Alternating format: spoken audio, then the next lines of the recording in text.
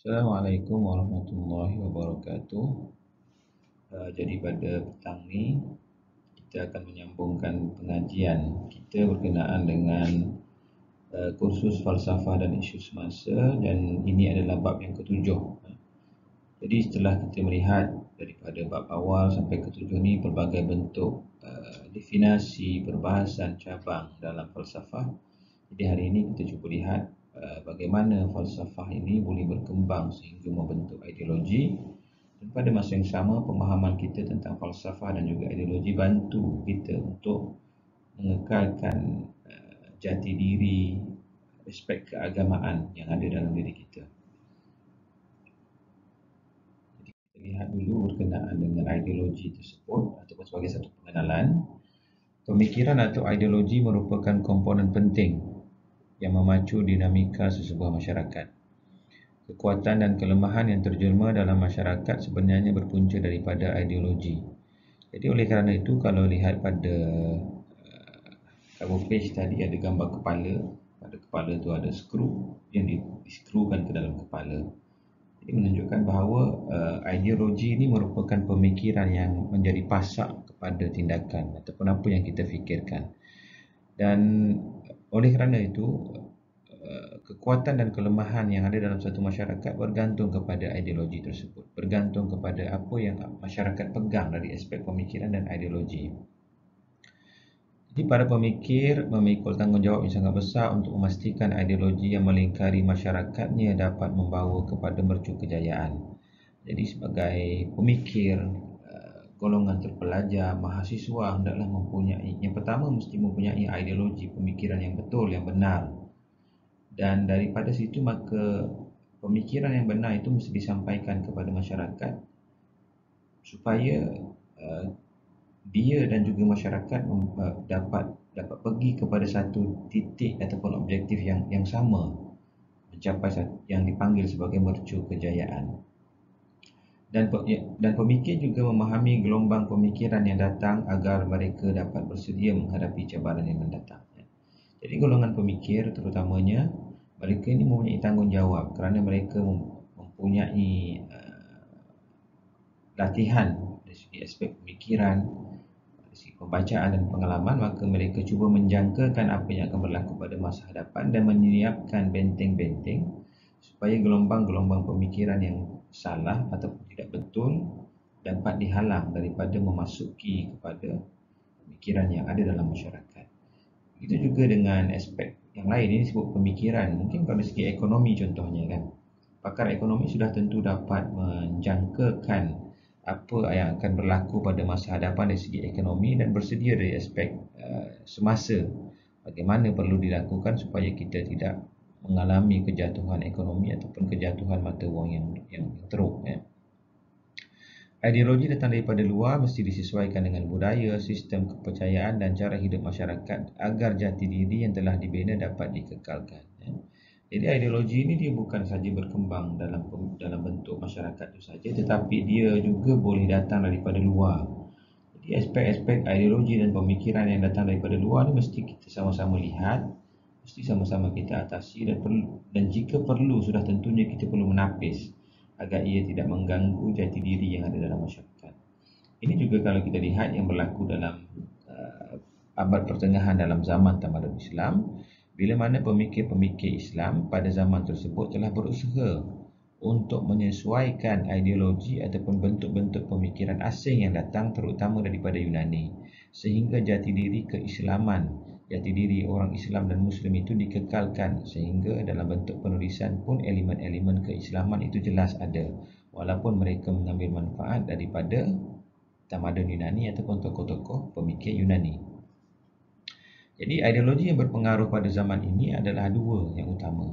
Yang pertama disebut modernisme, yang kedua pasca modernisme. Dalam bahasa Inggeris disebut sebagai modernism dan postmodernism.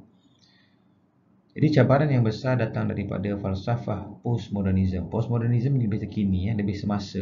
Modernism tu mungkin dah hujung-hujung dan mungkin dah habis dah. Jadi cabaran penting yang besar yang dihadapi adalah relativism.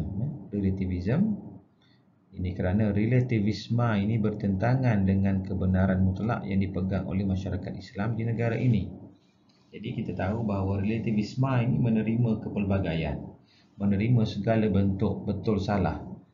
Jadi dalam kehidupan masyarakat Malaysia kita pada hari ini, masyarakat yang beragama, dalam konteks masyarakat beragama ni kita mempercayai bahawa ada kebenaran mutlak yang datang daripada agama. Mutlak maknanya sesuatu yang tidak boleh dicabar lagi. Jadi kalau dalam Islam banyak sekali aspek-aspek yang kita sebut sebagai kebenaran mutlak. Sebagai contohnya tentang kebenaran Tuhan itu satu, itu kebenaran mutlak yang tidak boleh dicabar. Jadi kita tidak boleh terima relativisme dalam hal ketuhanan ni. Contohnya orang Islam ni percaya bahawa Tuhan ni satu, esok orang Islam yang lain percaya Tuhan tu dua. Ada juga kelompok yang lain mempercayai bahawa Tuhan itu banyak. Jadi itu relativisme dalam kebudayaan. Adakah ini boleh terima? Sudah tentu tidak boleh. Begitulah juga dalam beberapa hukum nilai yang sudah disepakati umum. Jadi pasca modernisme membawa aliran pemikiran relativism ni, maksudnya menerima kepelbagaian. Semua betul, semua betul. Dan kita tidak ada hak untuk menyatakan pandangan orang lain itu salah. Jadi kita lihat dulu sedikit sebanyak apa itu ideologi. Jadi ideologi ni adalah satu istilah yang datang daripada Yunani, dua patah perkataan. Ini pun sudah disentuh banyak kali. Maksudnya dia ada idea, dia ada logi. Ideos, logi. Ideos itu adalah gagasan, pemikiran. Logos itu adalah ilmu, kajian tentang gagasan ataupun pemikiran. Jadi gabungan perkataan ini dicipta oleh Destutt de Tracy, seorang ahli falsafah Perancis, yang bermaksud ilmu tentang idea. Jadi secara ringkas kalau kita tengok di situ, ideologi adalah sebuah ilmu tentang masa depan. Ideologi bukanlah sekadar idea, sebaliknya merupakan satu gagasan yang diikuti dan dianuti oleh sekelompok besar manusia ataupun bangsa. Jadi ideologi ini bukan sekadar pemikiran yang ada dalam diri seseorang saja, tetapi dia adalah satu yang dianuti oleh manusia. Oleh kerana itu sebagai orang Islam itu adalah ideologi. Islam is the way of life, cara hidup kita. Jadi yang memandu kehidupan kita adalah agama kita, iaitu agama Islam. Orang yang berideologi dengan fahaman-fahaman yang lain, terutama di barat, mereka beriman, mereka mengamalkan cara hidup berdasarkan ideologi tersebut. Kerana di barat contohnya mereka tidak lagi meyakini tentang ajaran Kristian, maka mereka menciptalah ideologi. Antaranya seperti sosialisme, komunisme, liberalisme, rasionalisme, empiricism. Semua ideologi ini menjadi panduan kepada dia dalam menentukan hidup. Itu disebut sebagai menjadi anuti, dianuti oleh sekelompok besar manusia ataupun bangsa. Bahkan ideologi seperti komunisme ataupun sosialisme itu jadi anutan bagi sesebuah negara. Tengok China contohnya, negara Korea Utara, komunisme jadi anutan kepada negara, bahkan bangsa ataupun masyarakat yang ada dalam kelompok negara tersebut. Okey, kita lihat modernisme dulu, nanti kita akan tengok pula pasca modernisme. Jadi modernisme ini merupakan pemikiran penting yang mempunyai berkaitan dalam pembinaan tamadun, terutama tamadun barat. Tamadun barat jadi penting. Modernisme ni. Sebab modernisme inilah adalah titik bagaimana masyarakat barat keluar daripada kegelapan pada zaman pertengahan. Jadi perkataan Latin iaitu modo bermaksud recently ataupun just now. Jadi gagasan ideologi yang mengiringi fenomena modernisasi yang berlaku dalam masyarakat sehingga membawa perubahan terhadap pelbagai cabang kehidupan manusia, politik, ekonomi dan ideologi. Jadi telah bermula pada abad ke-18, mungkin bermula lebih awal pada itu, mungkin abad ke-16 lagi dah ada dah. Dengan adanya gerakan Enlightenment, seperti mana tokoh-tokohnya yang penting seperti Immanuel Kant di Jerman, John Locke, David Hume di Britain, di United Kingdom. Ada lagi tokoh-tokoh yang lain lebih awal, contohnya René Descartes yang membawa aliran rasionalisme pada abad ke-16. Jadi mereka ni mementingkan tentang akal fikiran rasional dalam menentukan kebenaran, mementingkan peranan akal kita, panca indera kita dalam memahami sesuatu. Jadi dalam gagasan modernisme ni, dia memperkasakan aspek humanistik kita, aspek kemanusiaan kita. Jadi kalau sebelum ini pada zaman gelap, masyarakat barat banyak bergantung kepada gereja dan agama Kristian, tetapi pada zaman moden mereka keluar membebaskan diri daripada gereja dan juga agama Kristian, maka mereka malah memperkasakan aspek yang ada pada diri mereka untuk memahami tentang kehidupan. Jadi tak perlu lagi kepada agama. Jadi daripada situ jugalah datangnya kemajuan dari aspek sains, sehingga banyak penemuan-penemuan dan ciptaan baru yang datang daripada masyarakat barat. Dan mereka merasakan mereka berjayalah dengan idea modernisme memisahkan agama, maka mereka dapat memajukan diri mereka dan keluar daripada zaman gelap tersebut. Jadi kita pergi pada pasca modernisme pula. Kemunculan aliran pasca modernisme sedang berkembang kini, zaman sekarang ni lah.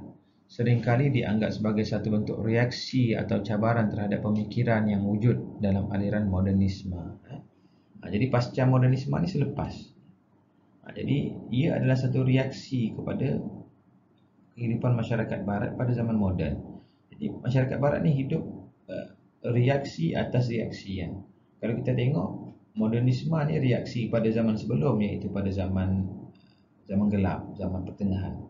Jadi dah bentuk masyarakat, jadi datang pula satu lagi bentuk reaction kepada zaman moden, iaitu pasca modernisme. Sebab apa datang reaksi ni? Sebab pada pandangan mereka modernisme pun gagal juga. Walaupun mereka ni berjaya keluar daripada kejumudan zaman gelap tu, tapi ada beberapa perkara yang masih lagi tidak sesuai, ataupun ada lagi keinginan lain dalam masyarakat barat untuk keluar daripada modernisme dan buat satu yang baru lagi. Istilah pasca modernisme digunakan untuk menggambarkan keadaan selepas zaman moden. Kemunculan pasca moden menandakan berakhir zaman moden. Ia merupakan satu pemikiran baru di barat. Ini adalah gerakan intelektual yang merupakan reaksi terhadap kegagalan manusia mencipta dunia yang lebih baik pada zaman moden. Jadi kita kata dunia yang dicipta oleh zaman moden ni, modernisme ni, tak baik juga kan. Maksudnya ada lompong yang perlu ditampal lagi. Jadi bagi pasca modernisme, faham modernisme selama ini telah gagal dalam menepati janjinya untuk membawa kehidupan manusia yang lebih baik dan menghapuskan kekerasan. Jadi matlamat untuk kehidupan lebih baik itu tak tercapai, menghapuskan kekerasan pun masih gagal, dan kehidupan mereka masih lagi diganggu oleh berbagai aspek-aspek dalam kehidupan yang lain. Jadi secara ringkas timeline dia beginilah. Itu yang saya sebut tadi tu kan. Maknanya dia bermula pada zaman medieval, zaman pertengahan. Zaman inilah yang disebut sebagai zaman zaman gelap tu kan. Zaman medieval ni, zaman gelap. Okey. Zaman kejumudan. Jadi mereka pun mengambil langkah drastik lah untuk meninggalkan ataupun memisahkan agama, gereja, untuk membentuk satu masyarakat barat yang maju.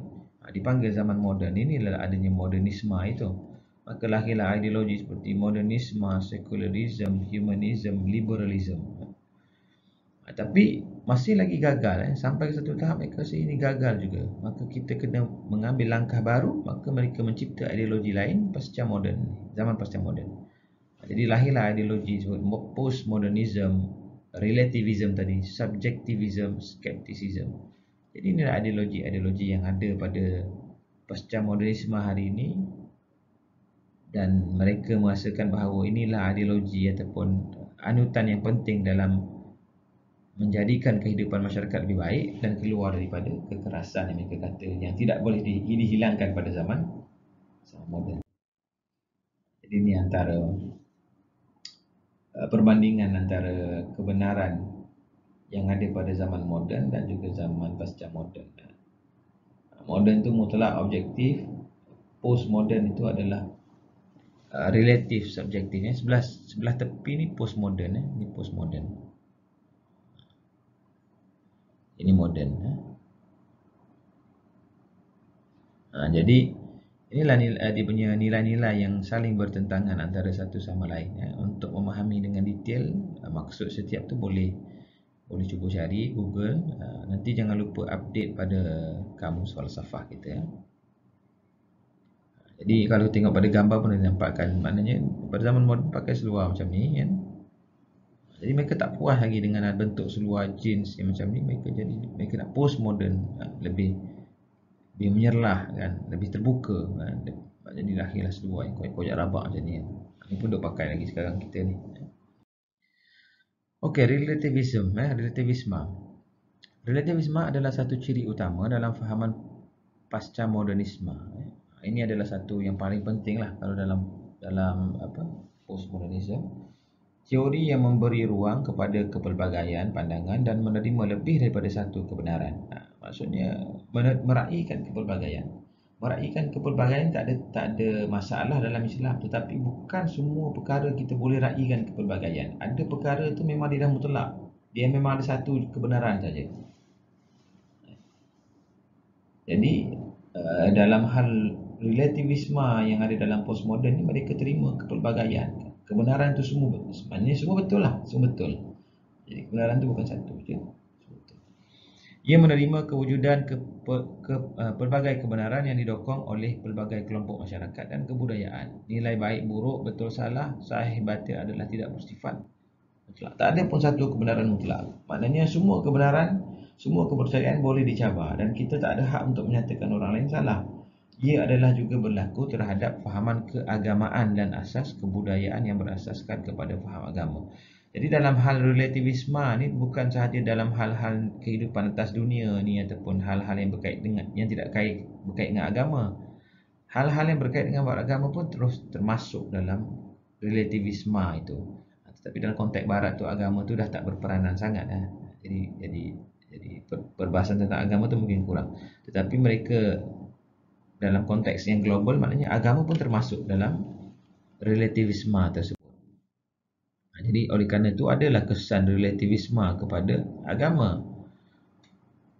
Relativisme menafikan kewujudan absolute reality ataupun absolute truth, iaitu hakikat atau kebenaran yang mutlak. Jadi pada pandangan dia tidak ada kewujudan hakikat kebenaran yang mutlak. Semuanya adalah relatif, semuanya adalah nisbi ataupun bergantung kepada yang lain. Semua benar. Tapi dalam Islam kita menyatakan bahawa ada satu absolute truth, absolute reality, hakikat, ada satu hakikat kan. Contoh saya sebut tadilah tentang Tuhan tadi kan. Kita meyakini bahawa satu Tuhan, tapi dalam konteks relativisme keagamaan ni dia kata tak semestinya. Ada lagi yang lain. Agama tu pada pandangan mereka bersifat dogmatik. Satu kepercayaan agama itu tidak boleh diubah ataupun dicabar. Jadi bila kepercayaan agama tu tidak boleh dicabar, ada satu je kebenaran, maka pada pandangan kumpulan postmodernis yang berpegang kepada relativism, mereka menganggap bahawa agama ni adalah dogma manusia, tak boleh dicabar. It can neither be altered or no challenge, tak boleh dicabar. Penerimaannya haruslah bersifat mutlak, absolut, dan kita tidak boleh meragui kebenaran yang disampaikan oleh agama. Ini cabar apa yang relativisme kritik kepada penganut-penganut agama. Jadi ni diulang balik kan. Maksudnya relativisme ni bukan keseluruhannya bertentangan dengan Islam, dengan agama ataupun perlu ditolak. Yang jadi masalah relativisme dalam postmodern ni adalah menganggap semua perkara termasuk dalam daerah relativism. Sedangkan dalam Islam contohnya, kebenaran mutlak dalam hal yang pokok seperti tauhid, bukan cabang ataupun furuk. Maksudnya relativisme tu boleh digunakan ataupun kebenaran relatif tu, tetapi dalam hal-hal yang bersifat qat'i ataupun pokok, kita mesti menganggap bahawa ianya adalah mutlak kan? Seperti fiqh. Maksudnya beginilah kan, dalam hal-hal pokok seperti kepercayaan kepada Tuhan, itu adalah mutlak, kebenaran mutlak yang kita mesti percaya dan tidak boleh dicabar. Tetapi dalam hal-hal yang berkaitan dengan cabang fiqh, jadi kan ada kepelbagaian pandangan, maksudnya ada relativitinya. Contohnya dalam hal hukum fiqh seperti menyentuh perempuan batal wuduk ke tidak kan ada pelbagai pandangan. baca doa kunut contohnya pun ada pelbagai pandangan. Tentang tempoh suci wanita pun ada pelbagai pandangan. Jadi itulah disebut sebagai relatif. Maknanya contoh kalau ada 4 mazhab, empat mazhab tu pandangannya betul. Jadi itu relatifnya. Jadi relativisme menyumbang kepada perdamaian antara penganut agama menerusi elemen toleransi apabila berbeza pandangan tentang suatu perkara. Bahkan dalam kehidupan masyarakat kita pada hari ini di Malaysia majmuk kan, banyak agama, tetapi dalam beberapa hal kita juga melihat beberapa terdapat relativisme dalam hal-hal toleransi beragama ni. Dan ada juga beberapa titik persamaan antara agama, terutama dalam hal-hal yang berkaitan dengan etika, moral, akhlak kan. Berbuat baik kepada ibu bapa contohnya kan, semua agama menganjurkan berbuat baik kepada ibu bapa. Okey, relativisme juga mempunyai kesan kepada sains. Walaupun relativisme ni datang daripada barat melalui pemikiran rasional dan empirical, tetapi ahli sains, ramai juga ahli sains yang menolak relativisme kerana relativisme tidak membenarkan mereka berpegang kepada mana-mana satu teori. Jadi maksudnya mereka tolak relativisme ni kerana pada pandangan relativisme ahli sains mesti terbuka, tak boleh berpegang kepada satu teori pun. Jadi menurut relativisme mereka harus menerima teori A, B dan C walaupun ketiga-tiga teori itu bercanggah. Jadi ahli sains rasa macam pelik. Bila setiap teori itu bercanggah, maknanya kalau kita berpegang kepada teori A, secara automatik sebenarnya kita menolak B dan C. Tetapi pada pandangan relativisme itu tidak boleh berlaku. Maknanya kalau kita berpegang kepada teori A, B pun betul juga, C pun betul juga. Jadi dia bertentangan di situ. Jadi dalam bidang sains, bagaimana yang diungkapkan oleh Kuhn, ini tokoh sains penting, falsafah sains, mereka hanya menerima satu sahaja paradigma saintifik. Satu je, tak boleh banyak. Jadi itu kita kata kesan relativisme kepada sains ni, maknanya ada ahli sains yang menolak relativisme itu sendiri. Maknanya contohnya dalam bidang fizik, ahli fizik menerima Einstein dan tidak menerima teori-teori lain seperti daripada Newton. Maknanya kalau kita terima teori Einstein, secara automatiknya kita menolak teori-teori yang datang daripada Newton. Itulah bagaimana kesan relativisme kepada sains. Kemudian kita boleh lihat cabaran di era pasca modernisme. Maknanya kita dah tengok tadi berbagai cabaran ataupun berbagai isu yang ada dalam modernisme, postmodernisme, bagaimana isu relativisme. Jadi kita tak dapat nafikan bahawa postmodernisme ni ataupun pasca modernisme ni bawa cabaran baru dalam kehidupan masyarakat kita di Malaysia. Jadi khususnya kepada umat Islam adalah pemikiran relativisme dan pemahamannya. Itu cabaran utama kita. Hal ini kerana relativisme menolak kebenaran mutlak bersumberkan daripada wahyu. Apatah lagi kalau daripada wahyu kan, daripada Quran dan hadis yang sahih, maka ia bersifat mutlak. Kita tak boleh cabar. Fahaman relativisme dilihat berbahaya kepada umat Islam kerana berupaya menghakis keyakinan agama yang ditunjangi oleh kebenaran transenden atau ilmu wahyu. Jadi Siddiq Fadil turut membicarakan tentang pasca modernisme dalam tulisannya Islam dan Cabaran Pasca Modernisme, satu perbincangan awal. Ini apa yang Siddiq Fadil nyatakan.